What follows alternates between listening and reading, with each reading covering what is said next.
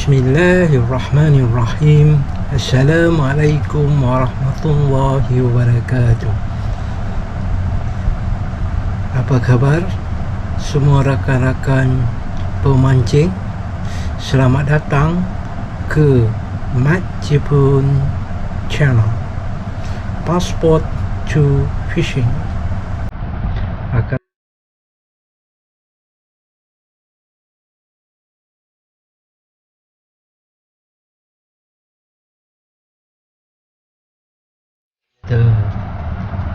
Jadi saya mengambil inisiatif ini untuk memberi ataupun menurunkan ilmu-ilmu yang saya ada sejak lebih kurang 40 tahun dahulu untuk generasi akan datang.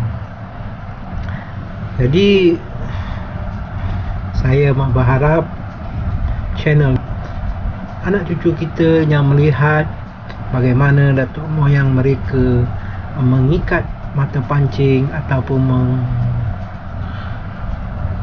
mencari lauk di lautan luas, bagaimanakah cara yang telah dilakukan oleh nenek moyang mereka. Justru Mat Jepun Channel ini saya buat untuk merealisasikan segala ilmu yang saya ada untuk faedah ataupun kebaikan pemancing-pemancing semua. Untuk memudahkan cerita, saya hanya bercerita ataupun mengisahkan tentang dua perkara saja, iaitu mata kail dan line. Inilah asas kepada aktiviti memancing yang terdapat di seluruh dunia. Tak semestinya mata kail ini dari besi, mungkin boleh dari umpan itu sendiri, mungkin juga boleh dari kayu, mungkin juga boleh dari tulang, apa saja yang boleh mendaratkan ikan diibaratkan mata kail. Tali ini pun juga secara kasarnya boleh dibagikan kepada tiga. Satu nylon seperti ini, yang kedua adalah tali benang, kalau kita katakan benang, yang ketiga mungkin juga dawai ataupun steel yang kita gunakan untuk memerangkap ataupun menawan ikan-ikan yang bergigi tajam. Itulah asasnya, hook dan line. Inilah asas. Saya tidak akan membicarakan tentang bubu, tentang jaring, tentang pukat, kerana dia dalam kategori yang lain. Walau bagaimanapun, bila tiba masanya kelak, saya percaya perkara-perkara tersebut juga kita akan sentuh untuk menambah ilmu pengetahuan kita. Secara teorinya, saya akan melakukan persembahan ataupun presentation saya ini dalam dua kategori. Yang pertama secara teori, lepas tu amali ataupun praktikalnya di lapangan. Amali dilakukan oleh rakan-rakan sekalian. Secara teori saya akan menerangkan aspek-aspek berkaitan dengan mata pancing, dengan berkaitan dengan tali dan kaedah-kaedah ataupun peralatan-peralatan lain yang digunakan seperti kekili ataupun mesin, joran, bagaimana saiz joran, bentuk joran dan sebagainya, termasuklah batu ladung, termasuklah manik, termasuklah macam-macam lagi peralatan-peralatan sokongan dalam menjadikan pemancing ataupun angler-angler ini mahir untuk dikuasai. Jadi itulah cara saya untuk tengahkan ilmu yang saya ada yang tak seberapa ini untuk manfaat kepada generasi yang akan datang. Perkara pokok dalam kandungan ataupun konten Mat Jepun Channel ini ialah, pertama ialah tentang memancing ataupun fishing. Itu yang utama sekali, diikuti dengan kembara ataupun travel. Kita akan mengembara kerana dalam memancing ni kadang-kadang kita akan berjumpa tempat-tempat yang menarik, yang ada di sekitar kita. Jadi kita pun boleh mengembara dan seterusnya. Tentang sejarah, saya juga akan mengaitkan ataupun bercakap juga sedikit sebanyak tentang sejarah, kerana di tempat saya ni, di Kota Tinggi ni, ini dia nampak Kota Tinggi. Dalam Kota Tinggi ni ada sungai, ada laut, dan sepanjang jalan ini ataupun sepanjang alur sungai ini banyak pot-pot ataupun lubuk-lubuk ikan, yang mana juga banyak tempat bersejarah. Jadi saya bawakan sejarah, mungkin sambil kita bawa joran, kita juga akan pergi melihat tempat-tempat bersejarah. Selepas tu barulah kita melontar joran untuk mencari ikan ataupun udang yang banyak terdapat di kawasan Kota Tinggi. Tuan-tuan dan puan yang saya rahmati sekalian, sebenarnya saya mengambil keputusan untuk membina atau membuat channel ini berdasarkan umur saya yang semakin lanjut dan taraf kesihatan juga semakin merosot.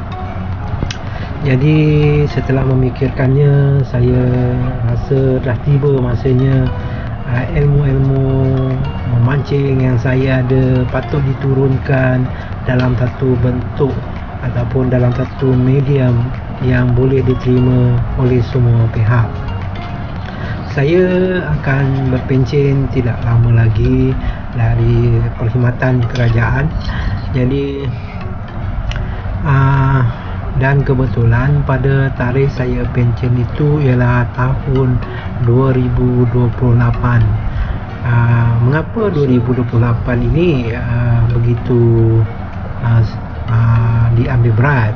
Bukan kerana setakat saya berpencen. Sebenarnya 2028 adalah sambutan 500 tahun Kota Tinggi.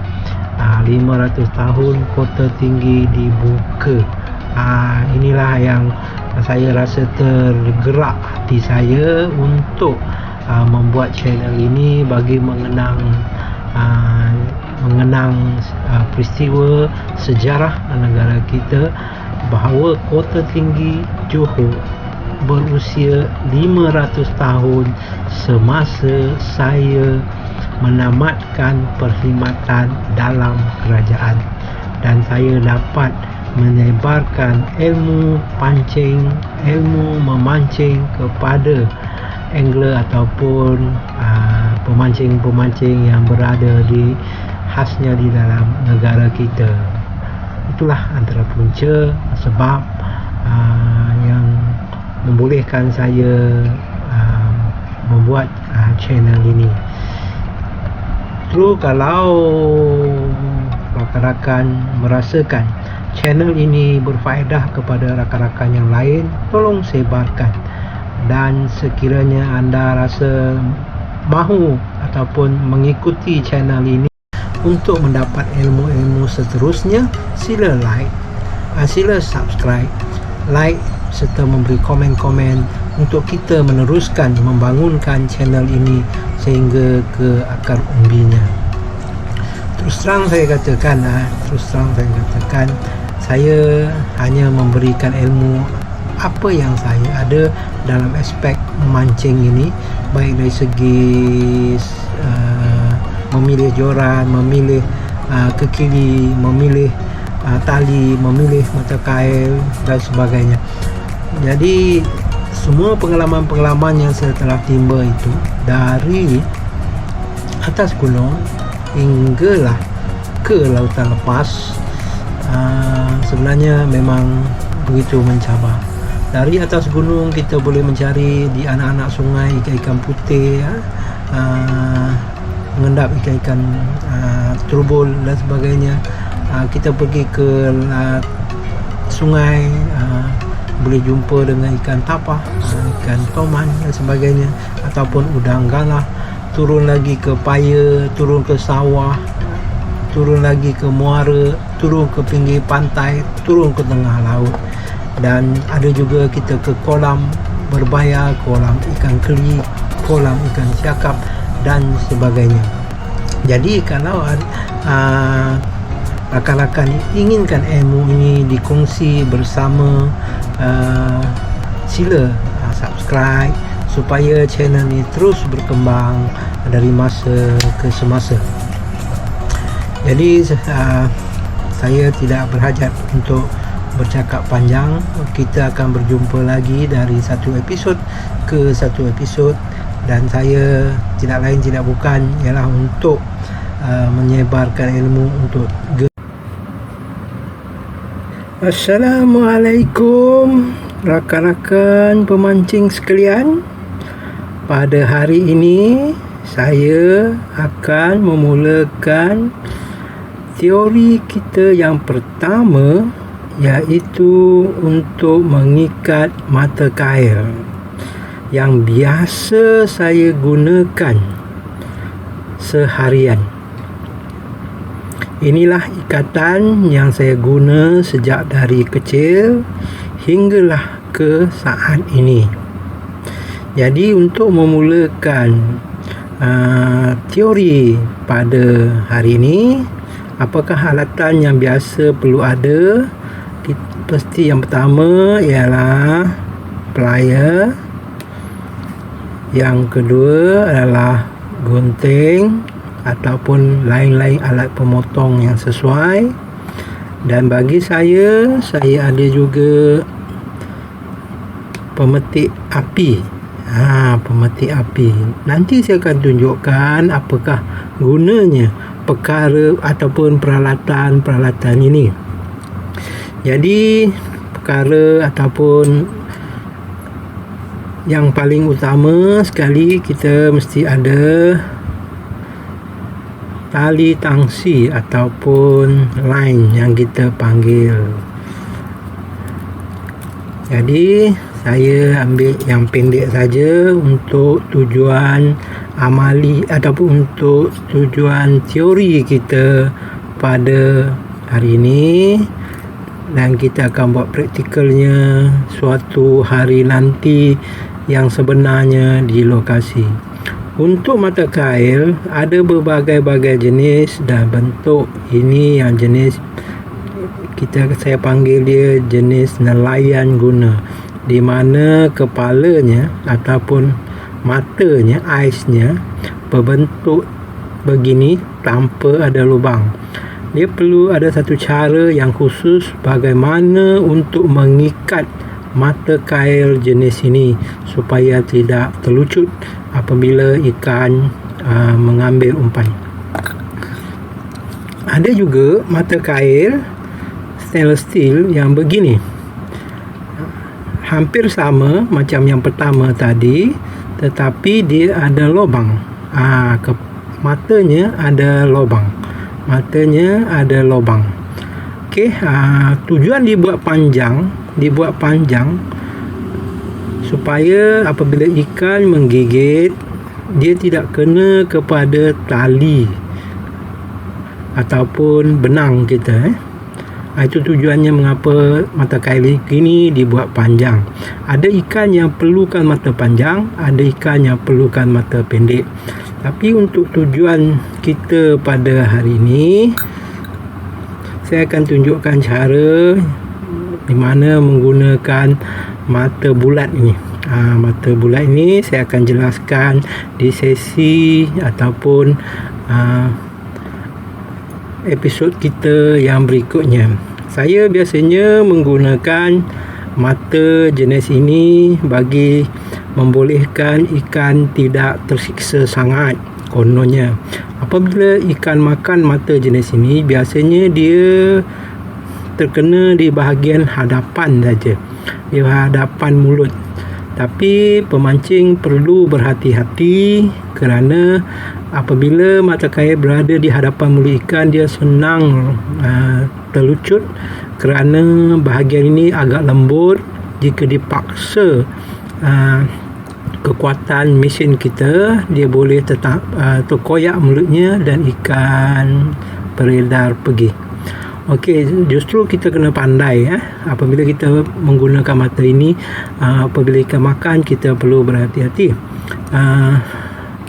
Lagi satu, mata ini juga kebaikannya, apabila kita memancing, macam saya mengambil contoh saya je, kita memancing, kita menunggu ikan itu makan. Jadi biasanya ikan take and run, ambil dan lari. Apabila dia lari saja, dia terus tersangkut. Mata jenis ini ialah sesuai direka untuk ikan yang ambil dan lari. Jadi kalau kita menunggu di tengah lautan itu, dia ambil dan lari, dia dah sangkut. Dan sangkutnya bukan di bahagian insang, tetapi di bahagian mulut saja. Jadi untuk tidak melengahkan masa, saya akan tunjukkan bagaimana ikatan yang sering saya gunakan sewaktu memancing di laut ataupun di sungai dan sebagainya lah. Inilah ikatan yang paling banyak saya guna. Okay, kita mula. Kita masukkan ini, kita nama dia mata. Kita masukkan dalam matanya dari atas. Kita tarik panjang sedikit untuk memudahkan, sebab mata ni agak bahaya kerana tajamnya berada ke bawah. Bila kita nak pusing, biasanya akan kena berbanding dengan mata jenis ini. Mata jenis ini dia agak mudah, sebab kita nak pusing nanti tak terkena. Jadi apabila menggunakan mata jenis ini, kena berhati-hati lah. Okey, kita masukkan, kita buat bulat sedikit di bahagian bawah begini, nampak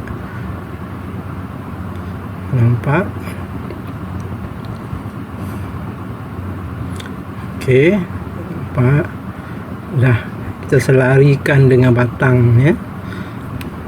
Kita pun tak cukup panjang, kita panjangkan sikit. Okey, kita belit paling minimum 5 kali. Kalau saya 5 lah. Paling banyak pun 7 kali saja. 3, 4, 5, 6, 7. Okey, 7 kali. Dan pastikan dia rapat, dapat lihat dia rapat. Kita masukkan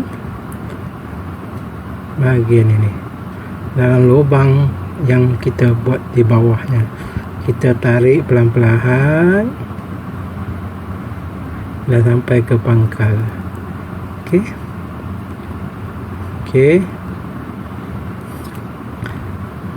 Kita tengok, kita biasanya mengikat mata kail, kita perlu mengujinya.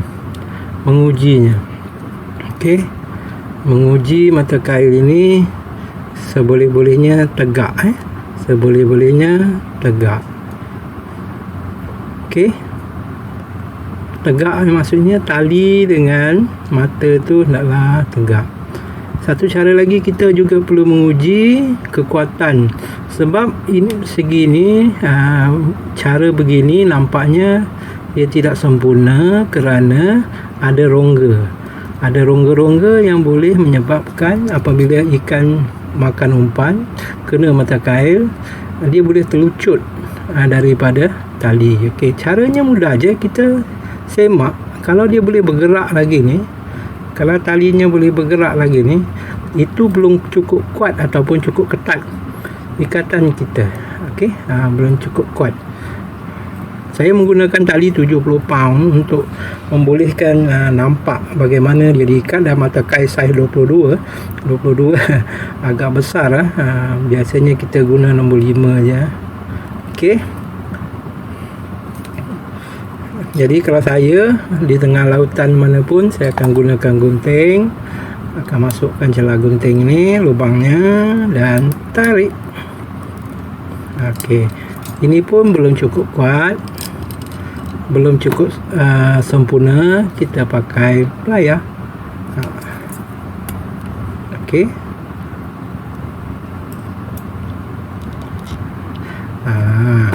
Sudah kuat. Okey. Pastikan dia tegak. Dia tegak. Dan kita uji semula adakah dia akan jalan. Dia dah tak berjalan ya. Tadi kita tolak dia jalan. Sekarang dah tak jalan. Inilah membuktikan bahawa mata kail ni dah sesuai untuk menerima hentakan ikan. Okey, ini dah cukup kuat. Okey, lepas itu kita pun memotong bahagian ini, bahagian belakangnya. Okey, dah nampak bagaimana mata kail ini digunakan. Okey, kalau saya biasanya saya akan menyalakan api. Tali besar boleh, tali kecil jangan. Kita bakar sikit ujung dia.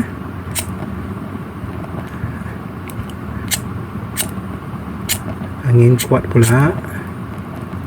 Okey, bakar, dan dia akan jadi kepala agak besar. Biasanya dia tak terlepas lah, dia macam dah jadi gam sana. Ni berapa berat ikan itu pun insyaAllah tak akan putus. Dia tak akan lari lagi. Inilah menguji kekuatan. Bagi saya ini hanya teori. Teori kita praktikalnya nanti di tengah lautan. Dia mesti tegak, cantik gini sama.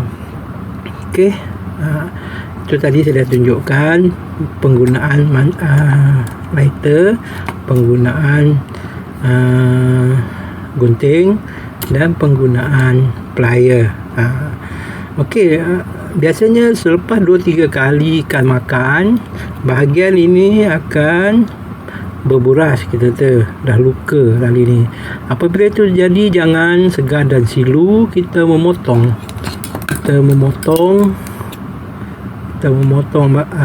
contohnya kata sampai biasanya 1 jengkal lah. Kita akan potong, kita akan buang bahagian ini. Mata tu kalau ada, tengok tajam tak tajam lagi. Biasanya saya bawa batu asah. Kalau mata dah tak berapa tajam, kita akan gunakan batu asah untuk mengasahnya. Jadi kita biasanya dah tak boleh. Biasanya kita akan menggunakan satu lagi tool ataupun alat. Memang dah tak boleh jalan. Kita akan potong dan ikat semula seperti tadi. Okey, kita ikat semula dengan pantas kerana di tengah lautan. Masa time ikan makan bukan lama. Kadang-kadang sejam 2 jam. Kalau kita duduk terhege-hege nak ikat mata kail, kedek-kedek, orang dapat ikan, kita tak dapat ikan. Okey, biasa tak masukkan, tarik. Kalau nak cepat pun dah macam ni dah settle. Okey, dia dah tegak semula. Dan masukkan umpan. Cara nak pasang umpan untuk sesi ataupun episod berikutnya. Itu saja. Seperti mana saya katakan di awal tadi, dalam ilmu pemancingan, perkara paling asas ialah line dan hook. Inilah paling asas dalam ilmu kepancingan. Sebab ilmu untuk jaring, ilmu untuk perangkap itu, perangkap ikan itu bidang yang lain. Apa yang saya nak perkatakan hanyalah tentang line dan hook saja. Line and hook saja untuk dalam channel saya ini. Sekian, terima kasih. Sekiranya ada komen, pandangan ataupun pendapat yang berbeza, saya terima. Sila komen di bahagian bawah supaya kita dapat menambah ilmu kepemancingan kita. Sekian, terima kasih. Jumpa lagi. Ya, kawan-kawan, kita tinjau dahulu apakah rod yang ada dalam simpanan saya. Rod ini ada pelbagai jenis, pelbagai bentuk, ada panjang, ada pendek, tersangat panjang, kekuatannya berbeza, dan kita akan melihatnya dari masa ke semasa pada masa hadapan. Berikutnya adalah simpanan dalam koleksi saya, reel ataupun bahasa mudahnya mesin lah, yang dah terdapat dalam simpanan saya yang digunakan untuk tujuan-tujuan tertentu. Satu mesin untuk kegunaan tertentu, mesin yang lain untuk kegunaan yang lain. Inilah yang terdapat dalam simpanan saya. Ada mesin elektrik, juga ada mesin drum yang digunakan untuk trolling dan sebagainya. Jadi untuk memperkatakan tentang mesin ini akan dijelaskan secara terperinci pada masa hadapan. Jadi saya tak berhajat untuk menceritakan hari ini, cuma nak maklumkan bahawa dalam era memancing kita perlu menyediakan rod dan pancing atau yang bersesuaian dengan keperluan tempat yang kita hendak mancing. Seperti mana saya memancing dari atas bukit, atas gunung sampai ke tengah lautan. Justru alat-alat yang ada itu bersesuaian lah dengan tindak. Berikut adalah layanan memancing di tengah lautan luas. Saya kedalaman 350 meter, lebih kurang 100 batu nautika dari Bandar Aceh. Kami keluar dari Kantang menuju ke Laut Hitam Hindi dan berlabuh pada kedalaman 350 meter.